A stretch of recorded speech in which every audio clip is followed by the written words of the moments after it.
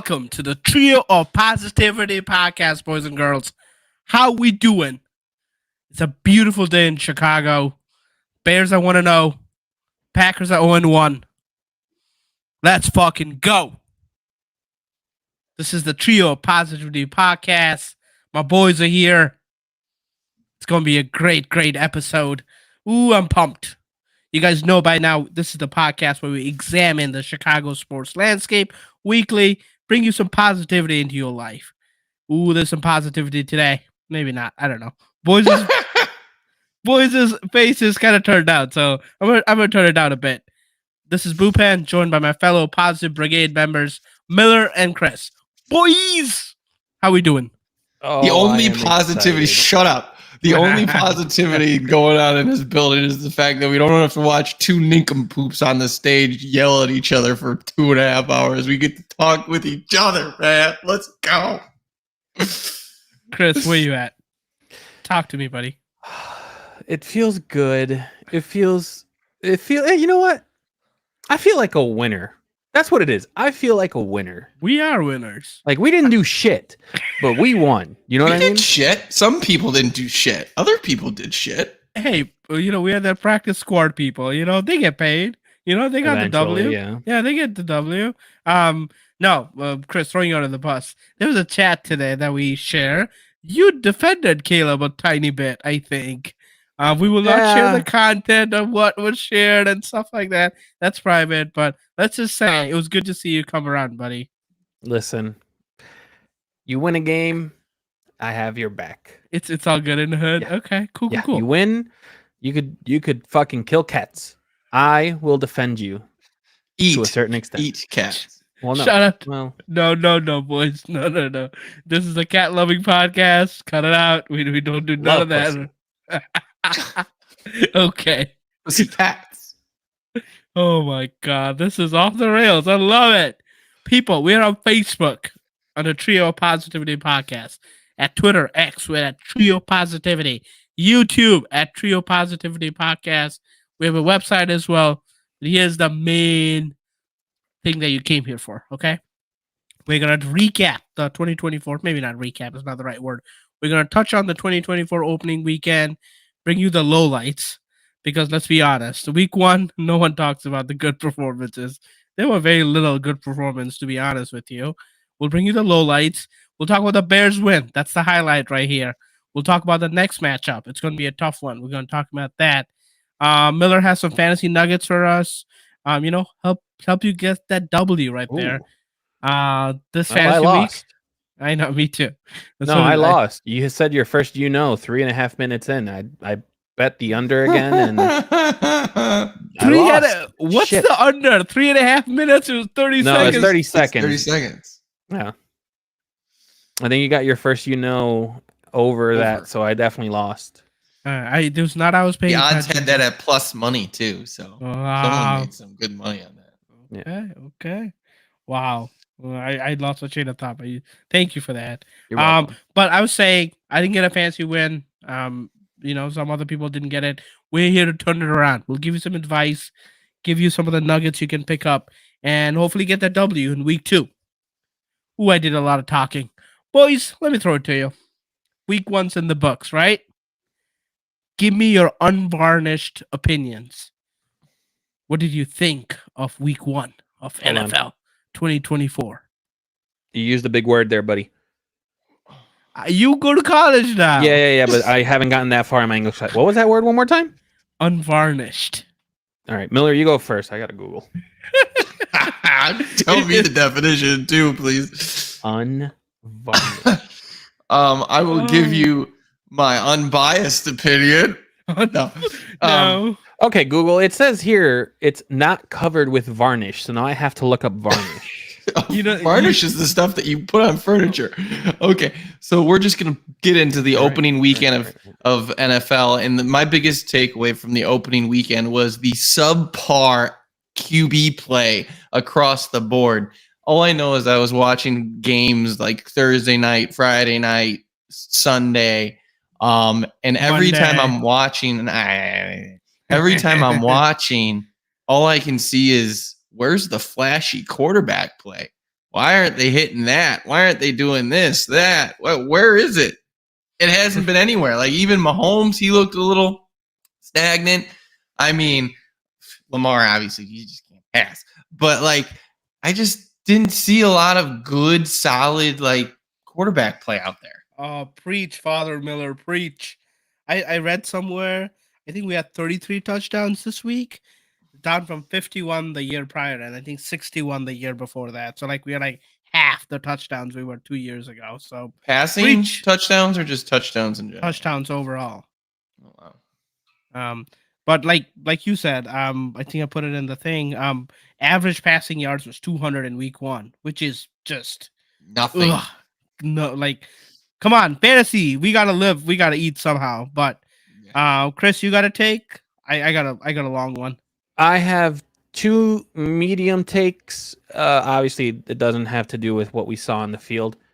Tom Brady was mid in his broadcasting debut. If I had to compare, I think Tony Romo is still a little bit better, but I think per Tom Brady, he's just going to get better and better, but you could tell he's enjoying himself, which was great. And second, I kind of like the schedule of a Thursday, Friday, Sunday. I don't know. That was pretty nice. I mean, eventually. Yeah, just absolutely not. No.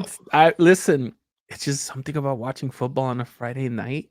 Come on, high school's gotta have Friday, right? High school's got Friday. I get that, but it was nice. Shout out to Brazil. They showed out every possible different jersey that anyone could wear was there. They even had an actual watch party on Sunday to try to get more people. This international thing is getting really good for the NFL. So that, again, had nothing to do with what was on the field, just a lot of the back stuff that's happening. Is it really good if your families can't travel or you can't leave your hotel room? Also about the field. There's a lot going on with the field. Well, the field, I can't answer too much. As you guys know, I'm a big soccer fan. That was the same field that is similar in some NFL stadiums, not all of them, but I believe the rain that was there did have some issues with it. However, they needed to wear longer cleats. The cleats that they were fucking wearing was not right. And that's the only thing that I will say. Yeah, it looked better in the second half, but I did not know, this is my fault, Cairo Santos was a Brazilian. Like, that makes sense. He probably played soccer growing up. He boots the ball like it owes it money. So, like, shout out to our kicker. He's Brazilian. He was in a bunch of ads that they were doing. La Cultura, you know? Let's see. My take, I was trying to come up with something like Miller took the subpar play already. So I was trying to think of what it was. And we saw a lot of old faces in new places this new season. But, like, I said that it's hard to start new in NFL, you know? New quarterbacks went 2-1. It looked rough. The quarterbacks that was the best among the 3 that had a new house was Sam Darnold. If you had thought that was the name, I would say, when Kirk Cousins is in the same list, even Justin Fields to a lesser extent, right? More established names. But Sam Darnold was the one that had the best week. New coaches went 2-5. Jim Harbaugh and surprisingly Jared Mayo got the wins, but it was a tough to start new was my trend of week 1, like rookies, quarterbacks, fantasy wise, they did okay, but not a good showing overall for the fantasy rookie quarterbacks. Wide receivers didn't do that well. Brian Thomas had a touchdown, but the first round wide receivers either. So my take overall was like, it's hard for these people. First game out of the gate, didn't look that hot. That was my take, kind of a mid take, but I was like kind of aggregating things, and that's what I ended up with. But let's jump into the juicy stuff. Yes, Miller. Yes. Let's start with the Bears and Titans. There was a certain team from Tennessee that come here and got booted. No, I can't say that. It was. Oh, we are all Bears fans here, and we have lots of opinion about this game, right? Here's the short of it, right? Bears rallied. Here's a good part. They were down 17-0 in the first half. Ooh, There were times when I was like, okay, this is not going well. Maybe do something better with my Sunday. But I powered through. So did the Bears. They scored 24 unanswered points and won 24-17, right? Here's the good part. The sad part, there were no offensive touchdowns. A defense had a pick six. None. Done. Okay, Miller, bring it in. No, I said none. No offensive touchdown. Oh, I thought you were shutting me down. Here's some positives again. Defense had a pick six. Our special teams had a block punt. Our Brazilian kicker went 3 for 3, including a 50-yarder, to bail out the offense. That just looks like out of sync. There was a lot going on. But that was the long and short of it. You guys have any takes, any hot topics you want to bring up about the game on Sunday? Go ahead, Chris. Lead us All off right. because I need someone to so piggyback much off of. because you guys gave me so much shit for this statement. Last week I said these first 3 series that the Bears are going to have are going to be very important. You guys shit on me. I believe you said we'll make the season. I think you said we'll make the season. I stand by that. I stand by that. Let me just recap a little bit of what happened in these first 3 series, okay? 4 plays, 7 yards was the first one. The second one, according to NFL.com, 10 plays, -2 yards.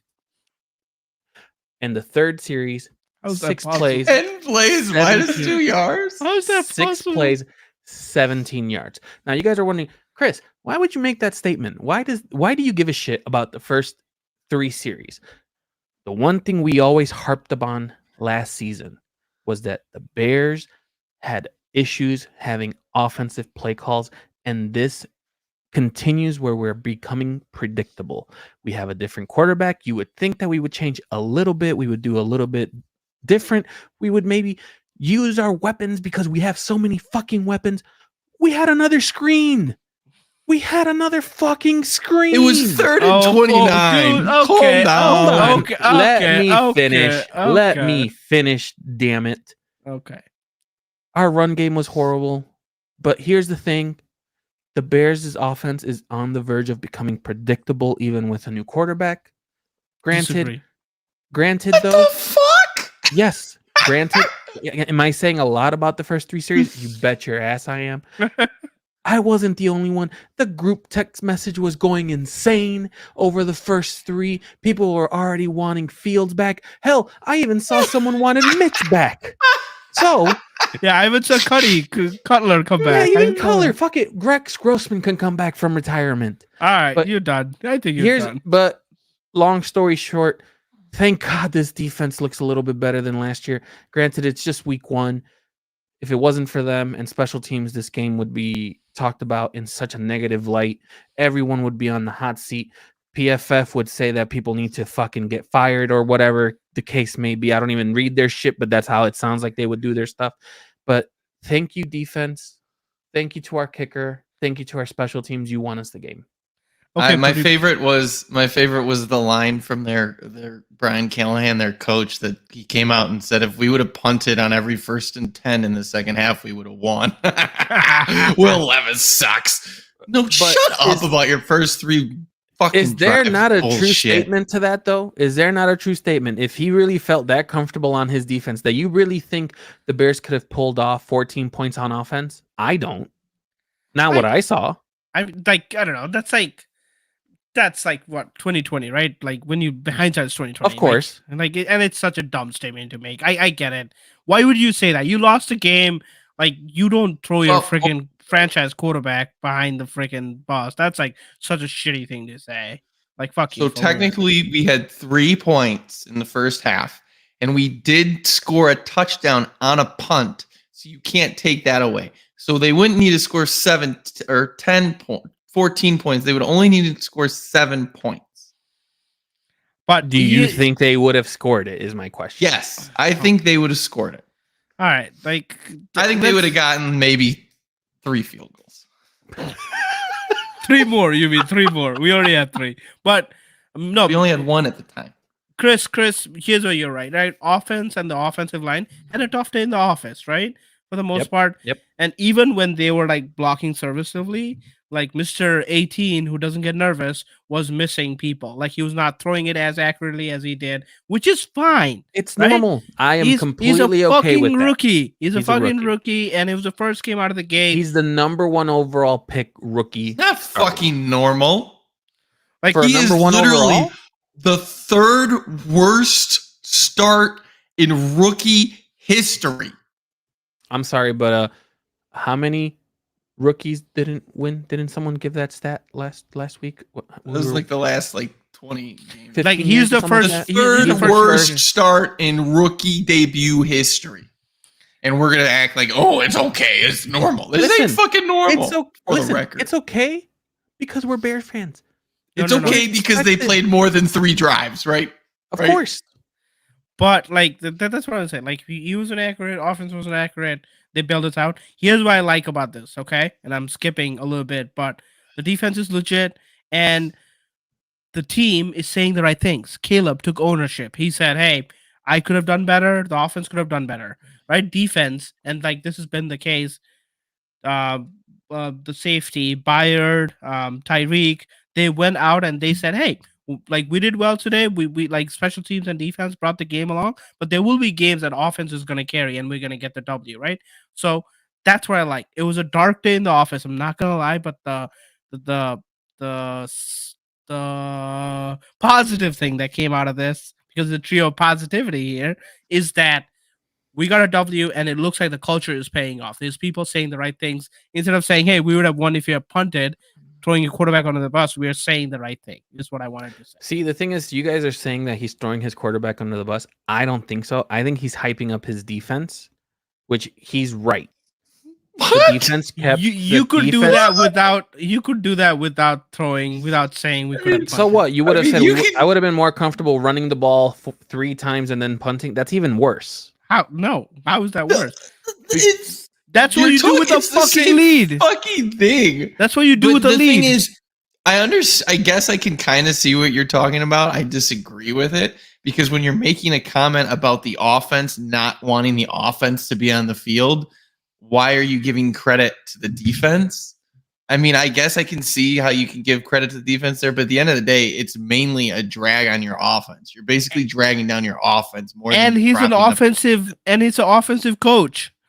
He was an offensive, like Cincinnati's offensive coach, right? Like that's what he does. Yeah, but you can still make that comment and still beef up your defense. That defense was still pretty good. Like there were teams literally this week that had the lead, fucking ran the ball 3 times, jammed it down your throat, got first down, and won the game.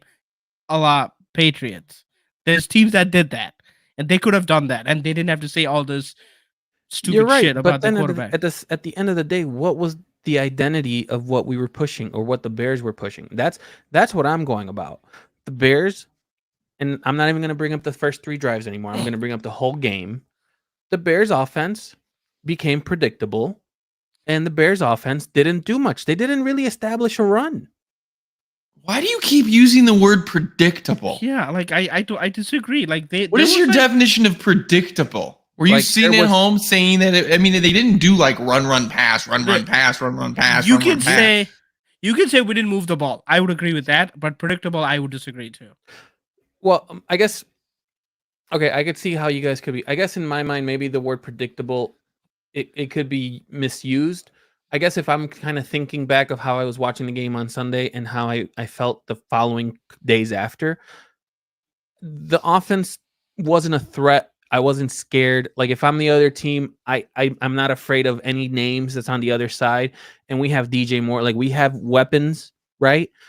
I just don't think that there was enough like, okay, DJ Moore could possibly get the ball, and if DJ Moore was going to get the ball, we kind of all would have seen it. Like that's my thing. Like I guess I could say it that way, where we had all of these supposed weapons, but you didn't feel threatened. I don't know. I would completely argue that it almost wasn't predictable. And one thing that stuck with me that I mentioned in the group chat was the fact that we had several instances within the game where it was 3rd and short around the 50, either on our side or their side. And Caleb's throwing go routes. And I'm like, what the fuck are you doing, guys? Let's get the first down. Let's get the fucker into a rhythm. And whether it's on Caleb for making that call, I mean, I'm not going to sit here and say it wasn't the right call. He made the correct read. It was the first read on the play. He was open. He just missed him. But it's just like, let's take the easy dip and dunk. Let's get that first down. Let's keep the fucking chains moving. And on top of that, you're throwing the fucking ball. You have DJ Moore, Keenan Allen, and Rome Odunze, and you're throwing the fucking ball to DeAndre Tyler Carter. Scott? Tyler Scott? Like Tyler Scott he was inactive. Oh. You're throwing it to DeAndre Carter, a fucking punt and kick returner? He's fucking, are you kidding me? Like, why is this motherfucker in the game? That is one of the big takeaways from this game from me. Is the number of players that played on offense that shouldn't have. DeAndre Carter should not be in the wide receiver room. I mean, if anything, Tyler Scott should be there because we've seen his flashes in the past last year. I don't even know who this fucking Carter guy is other than a return specialist that we did need, by the way. And he did a very good job, by the way. And then you go to the running back room. We had fucking 4 running backs that we used. We used, obviously, the guy that we just got from the Eagles, Swift. We used Travis fucking Homer? Like, what? And then you're going to talk about Velus Jones? Like, what? And then Khalil Herbert. Like, what are you doing, guys? Why do you have all this mix and match bullshit? Stick with you spent so much money in free agency to bring these big guys in. Use them. Don't use fucking bums off the street. That did like occur to me, and you brought like in the notes you brought the Cole Kmet too. I think if I'm looking back, first off, Caleb was missing short throws too. Like he was throwing it too low, too high. So I don't know, something to do with that. Like, hey, if you're gonna miss, freaking take a shot and miss, maybe. But the other thing was like because the O-line was freaking a turnstile, maybe they were keeping Kmet in. Homer, I think, is a better pass blocker too. Like some of the things, that's what I was thinking. Why they were in the game more, and like the freaking defense was wrecking guys. Like the O-line did not protect. There was no rhythm. I know Caleb missed some throws. There was no rhythm, and because of that, I think whatever game plan we have was disrupted. Again, not making an excuse, but like it just didn't look fluid. It didn't look nice. That was not what we were used to. Chris is right, or whoever said running game was non-existent for the most part of the game. That's probably what happened. I like ugly win, but a win nonetheless is where I am. And where I am at, and I guess this is where it's when you have a rookie quarterback, you always want to have 2 things. You want to have a decent running play and great tight ends, but even in this game, you didn't really have that. Like, I don't know if it's a game plan issue. I don't know if they were looking at saying like, and I think we talked about this years ago before we even started a podcast, where it's like when Mitch had his year, he did fine, and then the following year you notice like the play calling was a little bit different. I don't know if they're on a limited playbook with Caleb because they just want to kind of ease him into certain things. So I'm not entirely sure. I'm excited about week 2. I want to see some improvement on just about everything. Like, I don't want to see a big improvement. I just want to see little baby steps improvement that can get us better as the year goes on. Yeah, and I get I don't want to beat my own drum, but what I wanted to say was like, I'm sure we talked about what do we want to see from the Bears. This is what I wanted to see from the Bears. I wanted to see them compete. I want to see them not give up. And like try and like even if it's ugly, grind it out. And that was the kind of game it was. And a lot of comments online were like, "Oh, this is the 06 Bears," or like maybe like one of the teams with Cutler or even Mitch, right? That one year had a really good defense. That was the team it reminded them of, but that's how it is some days, Yeah. So with that recap, boys, we're gonna bring back the positivity rating. Miller, where are you at positivity? Before we move on, can we just cut Velus Jones and just be done with it, please? They brought in someone. They had someone was like tried or like they worked out somebody who was just cut him. I've been asking for it for 2 years, and I've been blessed the whole 2 years with getting props because of the awful mistakes that this guy does. Let's just cut him and just Miller. I will reach out to Ryan myself on this. Okay, I got you, buddy. Okay. Are you Miller, happy? what's your positivity rating of week 1? Positivity rating of week 1, I'm going to say a 3. Oh. I was so looking forward to this fucking offense, and it totally underwhelmed. I'm going to be positive and say 4.5. Jesus, I thought I was going to be the lowest of the group. I was going to say 5, and I'm the highest. I was going to say 5, but Miller was going to kill me, so I said 4.5. I'm scared of it. No, 3 is like really low. I kind of went on tilt there and just fucking said a really low number. I was going to say 5 too, but I thought Miller would yell at me. Like, I think it's a 5 is pretty solid. 3, it's like... I mean, we did get a win. Yeah, I like the 4 points of positivity I'm giving our 5. So again, I have been on my soapbox about Caleb Williams since April, whenever we drafted him, and it totally bit me in the ass. So that's why it's a 3. All right, that's fair. Should we talk about some of the people whose stocks are rising? Some of the people whose stocks are falling? You guys haven't. You just ended the segment. All right, we just ended the segment. All right, done. Hopefully we didn't miss anything, but there we go. Next up for the Bears, we'll talk about it next. We're visiting Houston, and it's on Sunday Night Football. That should be a really fun game. I'll set it up for you boys. 2 1-0 teams meet on Sunday Night Football this week. Houston is favored by 6.5 points with an over/under of 45.5. 6.5 is pretty well deserved, I think, after the way we looked week 1. Houston's coming off a close divisional win in Indy. They won 29-27. Their offseason pick of Diggs, who scored twice, and Mixon, who ran for like 150 yards, I think, and had a touchdown as well, like sealed the win for them. Mr. Breakout from last year, CJ Stroud, their quarterback, had a no turnover game, and that's what got them to 1-0. I want to hear from you guys. Any key matchups that you want to highlight? What should we be looking for in week 2 for the Bears? So the biggest thing for me that I have griped upon is the offensive line play. Obviously, this past week, the main issues were with the interior offensive line. We didn't have and the Tennessee front destroyed us. They do have one of the best in the league, so we can notch that in the hopeful column. But this week, what we have to look forward to is not necessarily domination up the middle, but it's going to be on the edges. You have Will Anderson, who was the defensive player of the year last year, and then you also have Daniil Hunter, who was one of the prized free agencies this offseason. So they got 2 elite edge rushers coming at us. So while we say that the tackles did well last week compared to the interior, it'll be interesting to see how that flips this week. And let's see if the tackles can hold up. I think that's probably the biggest question mark or key for me, just because if Caleb is still in this flux of just having people on him in seconds, it's frustrating because this was one of the biggest concerns from last year. We knew it was a concern. We took a wide receiver with the 9th overall pick. We were all happy about it.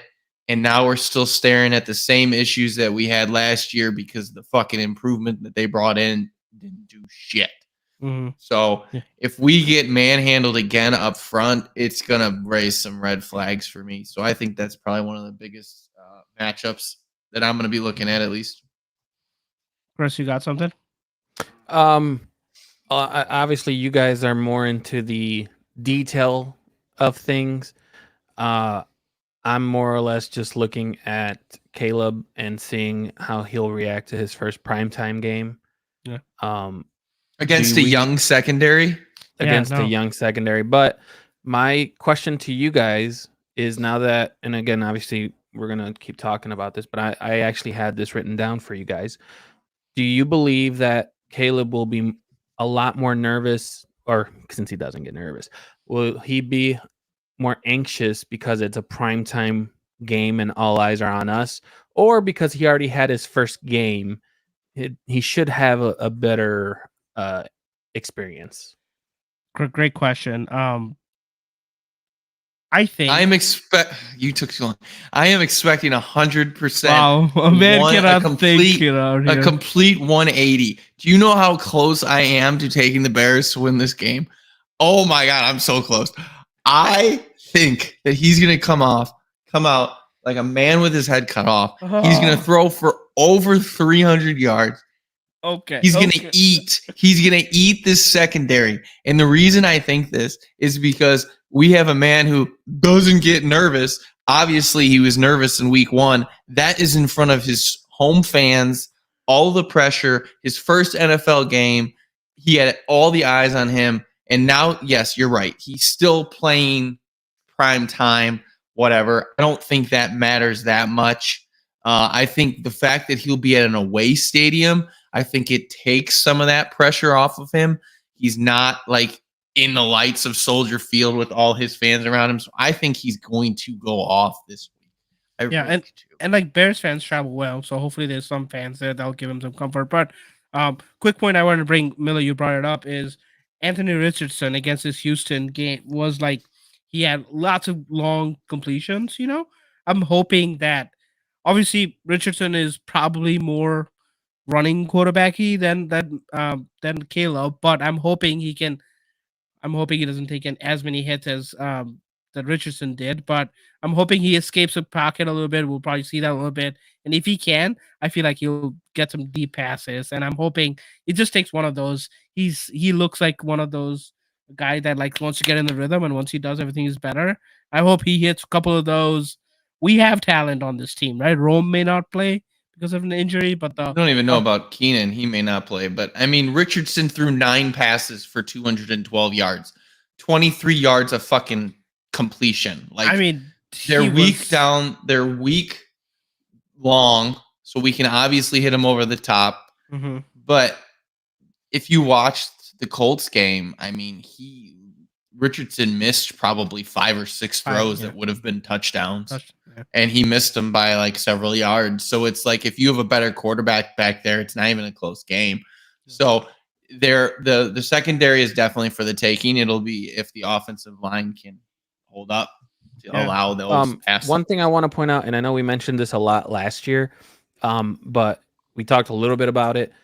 This has to be a game where we utilize our tight ends so that we have an opportunity with the deep ball. I want to see Cole Kmet go off. I want to see him have possibly 100 yards. Or if he's not going to have 100 yards, let him have 8-9 receptions. Show some kind of initiative in that aspect. Dude, like I think you can't expect that from a tight end. No, unless Keenan Allen doesn't play. That's the only way it's happening. And with the injuries, it may happen, but that's the only way I see it. I think you're not going to get the tight end production that you are last year when you have all these star power. It's not going to happen. That. You're going to spread it out to Gerald Everett. Caleb. You're going to have to help. Yeah, but you have two good tight ends. You're going to use both of them potentially. Yeah. You're going to do more dump offs to Swift. So we'll see. Keenan, there was a rapport there with Caleb and Keenan a little bit towards the second half of the game, which was nice to see. So let's hope that he can play, even though it's Keenan Allen. But if he doesn't play, man, I wouldn't be surprised if Kmet does have a decent game because unless we want to see more DeAndre Carter or God forbid Velus Jones go back to the wide receiver room. One thing I wanted to point out was our run defense needs to show up. Our defense, even though it was solid, Tennessee kind of ran all over us. They had like over 140 yards, I think, on us. They were like the average was like 5.4 yards, which usually we do better than that. But if that's the case, with Mixon already looking good and the offense on the other side has just as many weapons, if they start running the ball, I think it's going to be a long day for us. That's going to negate the chance of like us even having a shot at winning. Just something I'm looking for in this matchup here. Let's see. You guys have anything we Bears can do to like get the win? Anything they will do? Special teams and defense might need to score again. Like Stroud is I guess that's fair. Stroud is pretty good. He doesn't throw interceptions usually, so we'll see. I think defense. I'm very excited with this defense. I think I'm more excited about this defense than last year, which kind of says a lot. Why does it say a lot? Last year our team was shit. Yeah, but we had people like still like like they had pretty good performances, but I think like this was the one game where I'm like, this defense as a whole, like substitutions, like everyone looks good. No, like The one nice thing is Yeah. just like the end of last year, our defense was so good, and it's nice to see that carry over. Yeah, and then like honestly, like we all off season we were like who's gonna step up next to Sweat. We had multiple people step up this week. We had a guy we just traded from Seattle. Let me pull up his name. Taylor. Yeah, Daryl Taylor. Daryl Taylor, yeah. Yeah, he had 2 sacks. Dexter had 1 sack. So like there were people on the other side. Even though Sweat didn't have a great game, we had lots of people stepping up. So I see why you guys are saying that we have something something brewing here, even better than last year, perhaps. So with that being said, let's round up this segment with our score prediction for the Texans. Bears at Texans. Yep. And so with that, we are going to talk about the predictions that we made. Obviously, we all picked the Bears to win. There was no changes made. Why are you giving me that look, open? No, did you? No, you're right. I couldn't figure out what you're talking about. I'm so sorry. You're right. Go ahead. Oh my God, Jesus! Did you forget the Bears won? Good Lord! All right, for week 2, you follow the agenda. I don't. That's no. Say it, Chris. Say it. Do it. Say it. Say what's on the fucking agenda. Do it. Say it. Let's see. Oh, shout out to Miller for getting Titans score right last week. Damn fucking straight, motherfuckers. All right. Now 24-17. Got it. Now, on the nose. With that, can you guys let me fucking finish? Jesus fucking Christ. He didn't get the score right. I thought he just got the Titans right. He got the entire thing right? Yeah. Oh, wow. I thought I said 24-17. I don't think you did, but I'll look it up. I'm just giving him the benefit of the doubt. But week 2, when we did our predictions, Miller and Boopin are both predicting a loss. I predicted a win. So, Boopin, I'm going to turn it over to you. Fuck. I wanted to go second. Yeah, I'll go first. Oh, okay. All right. Miller, are you sticking with that prediction? Yes, it's going to be a loss. 27-24 Texans. Whoa, we cover? Yeah, we cover. Did you not just hear my hype video with Caleb Williams? Oh, wow. That's rough. So it's a 6.5 score. I'm going to say 28-22 Texans. 22? How the fuck are we getting 25-2? I don't know. I just said it. So you guys are both sticking with the loss, huh? Yeah, Chris, where are you? Do it. Throw the dick on the table. Let's do it. I want to see it. Yeah, you know what? I'm a believer. Bears will win. Yes. Bears will win on a either last minute field goal miss or field goal made by either team. I'm going to go 21-24 Chicago. Yes. Love it. Yeah, Chris, well done. Power to you, brother. Power. Listen, we have to have a little bit of faith of it's early on. I think if it was later in the season, there could have been some adjustments. We could have been all on the same boat of a loss. It might be an issue for me, but I think this defense and this special teams is something special, and they are the ones that I think are going to help us get the W. Corey Taylor. I see what you did there. Chris, I want to be you when I grow up. Okay, just throwing it out there. Hey, and also one last thing to point out before we switch to fantasy. Ever since I got my debit card, we are 1-0. Ever since we drafted Caleb Williams, we are 5-0. Oh, I see what you did there. Okay. All right. Well done, Miller. Because you nailed that. Tell us about fantasy, man. Tell us what's happening. Give me week 1. What worked? What did not work? Whatever you want to start, buddy. I'm so confused, Chris. I thought he was the fantasy guru. I didn't realize that I was running this whole Listen, thing. I literally just follow the agenda. I have nothing to say for fantasy except I fucking lost. Hey, and Miller's got you. Miller did a great job drafting for me. Got an A on the draft.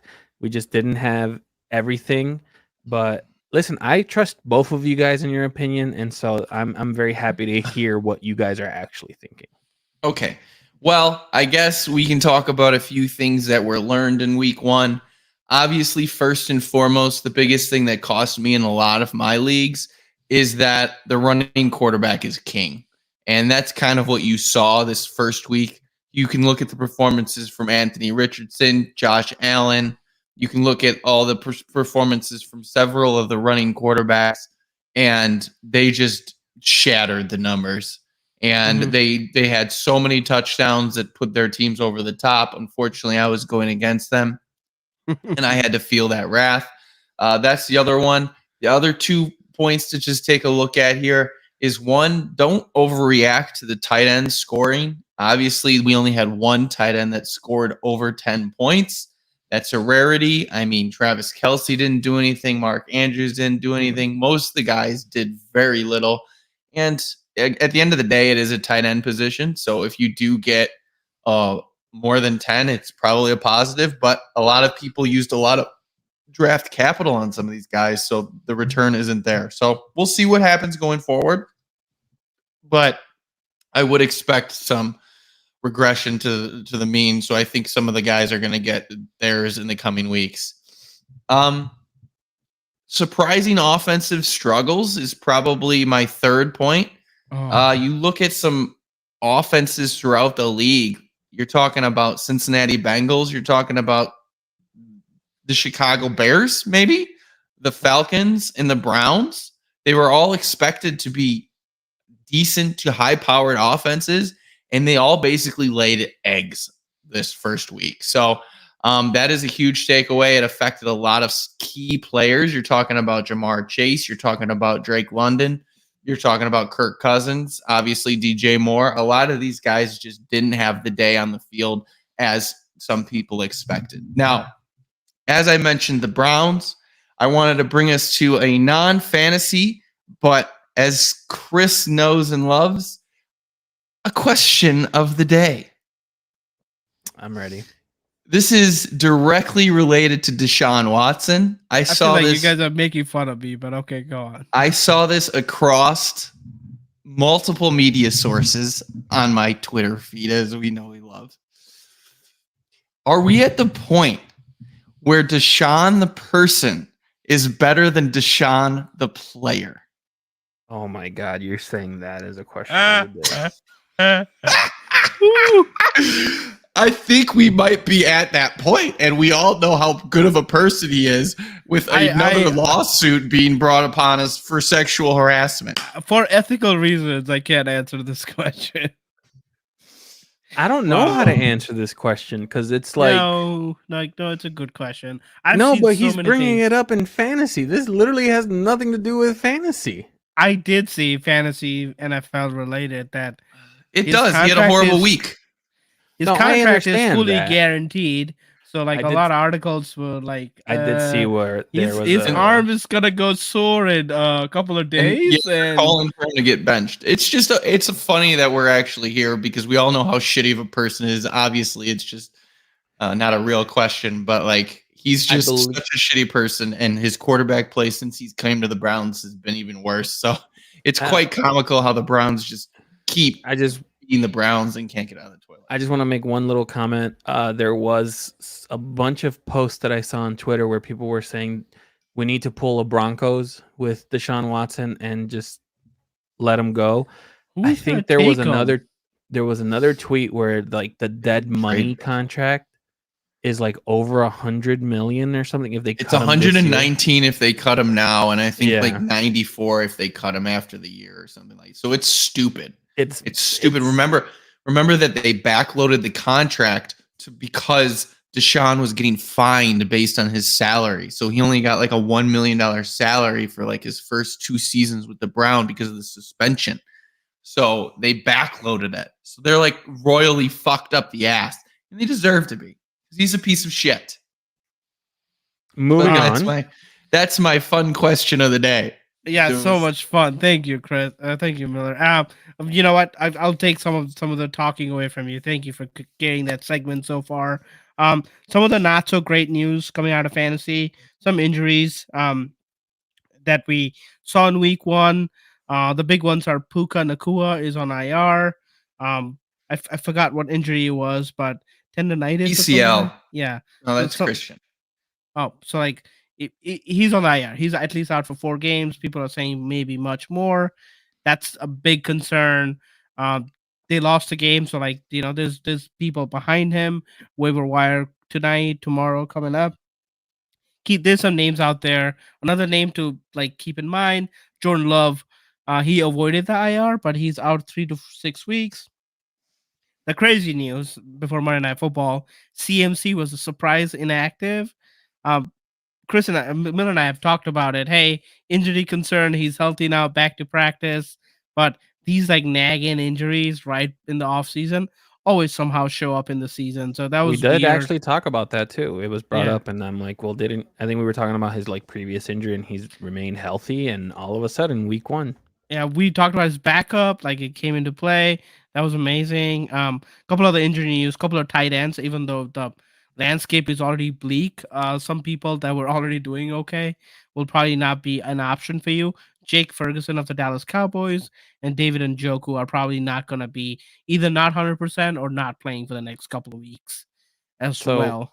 with that, I'm going to go ahead and help out and get our pros' opinions on some free agencies, possible pickups.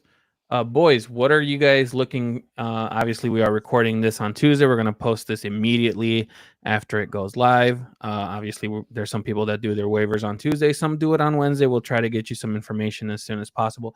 Who are we looking for possible free agent players? Yeah, there's Well, some.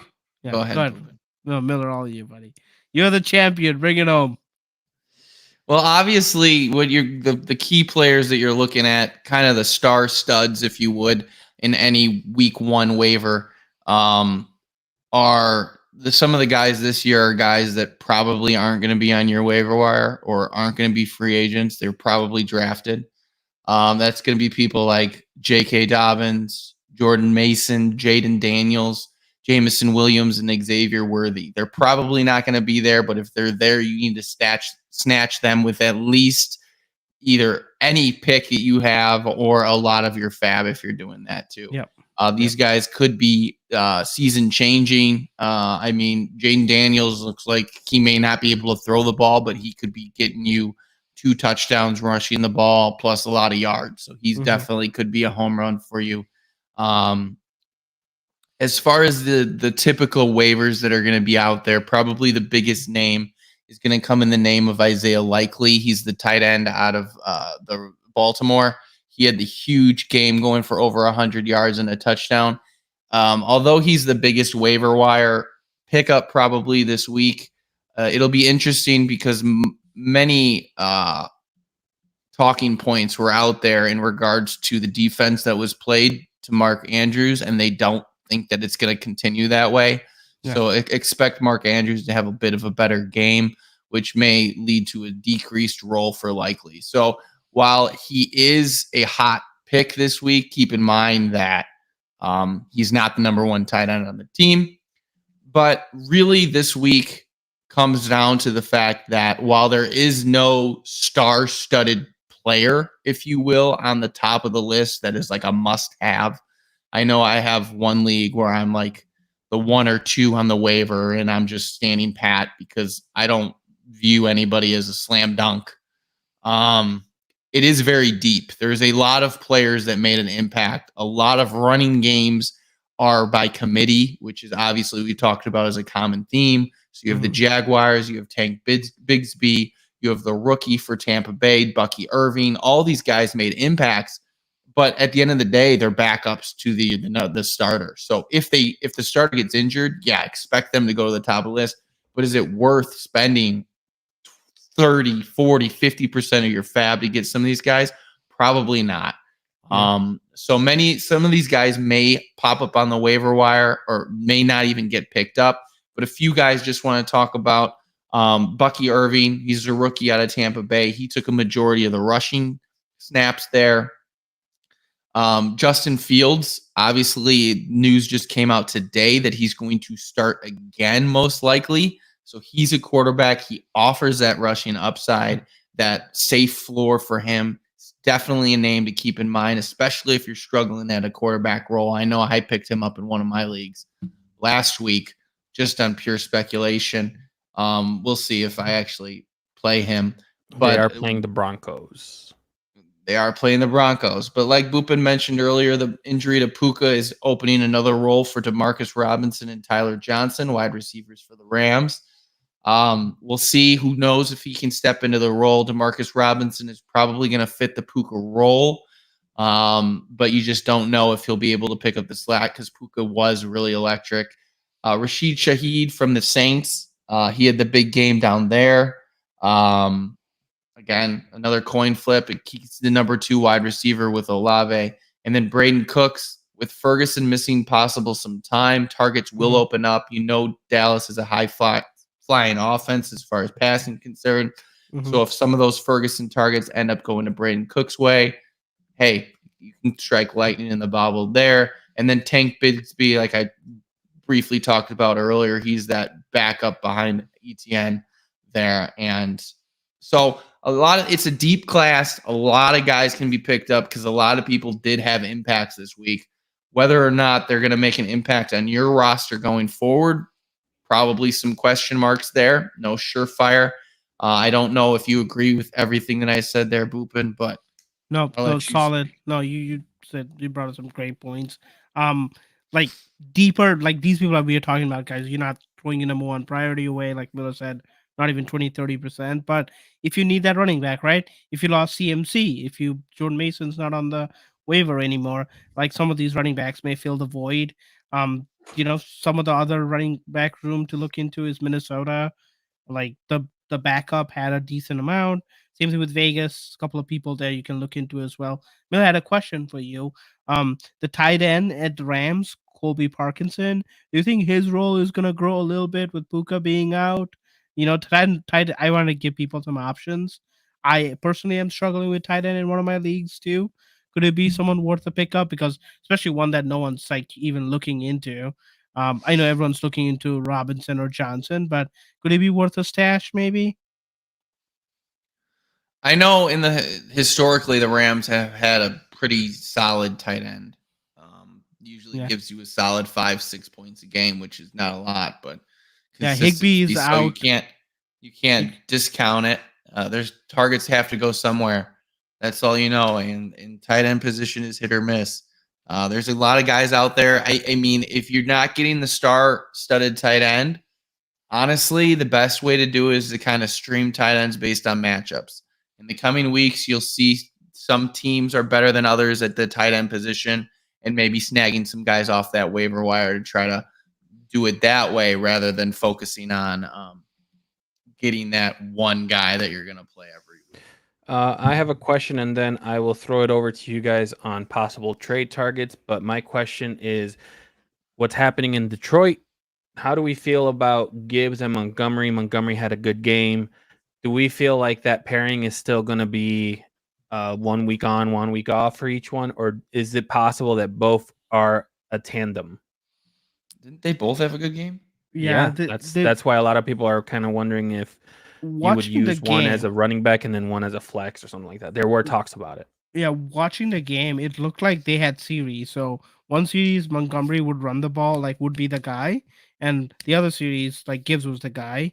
The only thing I saw that was weird was I think it was like fourth quarter, it was mostly Gibbs, and in overtime it was all Montgomery. I don't know if they did it on purpose to keep Montgomery fresh for OT, but other than that, before that, it was literally like one series was all Montgomery and one series was all Gibbs. So it's hard to say. With that O line, I feel like both will have some value.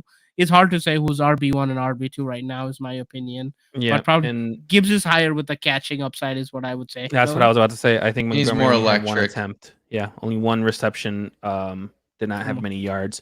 I know in PPR that's going to be a huge factor for people that need to steer that way. All right. Looking at the agenda, because people did not read the chat, rip.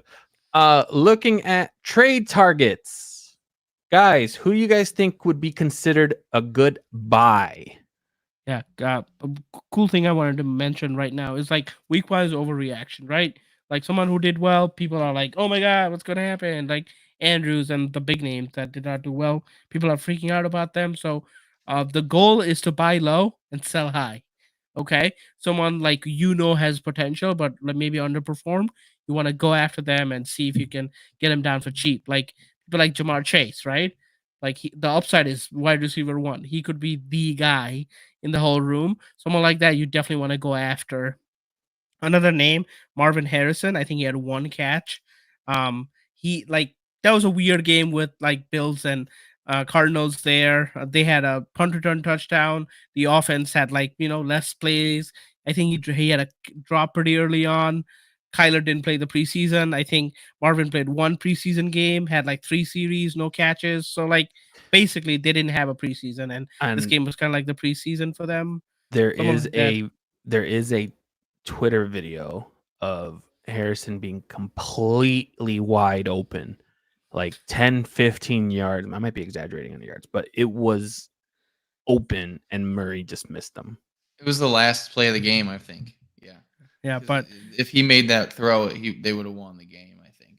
wow. And yeah, he was completely wide open. Someone like that, right? He's gonna bounce back well. I mean, you don't know. As You much as don't. you sit here and you say you don't, I mean, the one issue with him is he's a rookie. So he was rated very highly because of his talents coming out of Ohio State. He's the number one wide receiver for that team. But So look at hope- rookies last couple of hope. years, like Justin Jefferson, Jamar Chase, like first round rookies that come out, especially with the pedigree he brings. Like I will bet money that Marvin Harrison is gonna be like top 10 at the end of the Okay, year. I have one know? counter to that though. The names that you mentioned had really good quarterbacks with them, which they were going to be utilized in a way that you could see them getting fantasy production. Are we really saying here that Kyler Murray is that big top producing quarterback that can help Marvin Harrison go through that jump? You should see. Sure. You should ask the guy that has Kyler in more leagues than probably anybody. I'm Yeah. not drafting even him. he mentioned I'm not that- drafting him because he has a good arm. I'm drafting him because he has The value. floor. Touche. But not only that, he on the conversation that we had too, Marvin Harrison, even he was like they have him ranked so high. Like I just don't know if I want to spend the pick on that. And not only that, on a lot of the drafts in which you have to use the fake money currency, I forgot what that draft Fab? is. Or Yeah. auction. Auction, thank you.